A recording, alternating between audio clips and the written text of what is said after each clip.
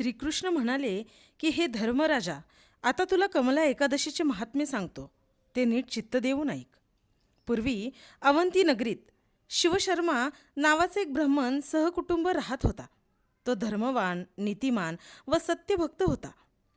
त्याला 5 मुले होती.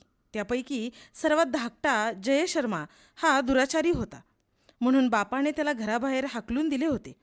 त्याला कोणीही आश्रय देईना. तेव्हा इतस्त्र भटकू लागला.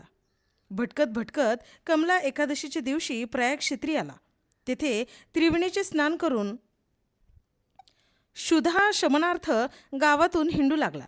हिंडत असताना हरिमित्र मुनींच्या आश्रमात आला. तेथे गावातील लोक पुरुषोत्तम मासानिमित्त कमला एकादशीचे महात्म्य हरिमित्र मुनींच्या तोंडून ऐकत बसले होते. ते पाहून तोही तेथे श्रवणार्थ बसला. कथा ऐकून लोक घरोघर निघून गेले. तेव्हा एका मंदिरात वस्ती करता गेला. दिवसभर खाण्याला काही न मिळाल्या कारणाने रात्री त्याला झोप येईना. मध्यरात्रीच्या सुमारास साक्षात लक्ष्मी प्रकट होऊन त्याला म्हणाली की हे ब्राह्मण, मी तुझ्यावर प्रसन्न झाले आहे, तरी इच्छित वर माग. हे ऐकून तो हात जोडून तिची प्रार्थना करून म्हणाला की तू कोणाची कोण, कोणत्या कारणाने मला प्रसन्न झालीस? तुझे हे दिव्य रूप पाहून मला विस्मय वाटत आहे. यावर ती म्हणाली की तुझ्याकडून हरिमित्र मुनींच्या आश्रमात पुरुषोत्तम मासातील कमला एकादशीच्या व्रताचे आचरण घडले आहे.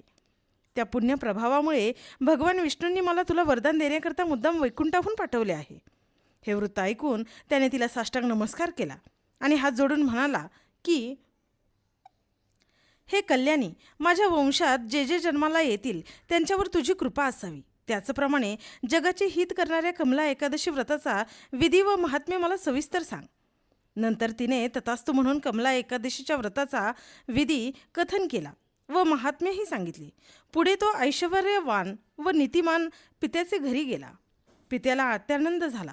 श्रीकृष्ण म्हणाले की हे धर्मराजा, जे कोणी हे कमला एकादशीचे व्रत करतील व महात्म्य ऐकतील ते पुण्यवान होऊन अंती सद्गतीला जातील. पुरुषोत्तम अधिक मासातील एकादशीला कमला एकादशी म्हणतात.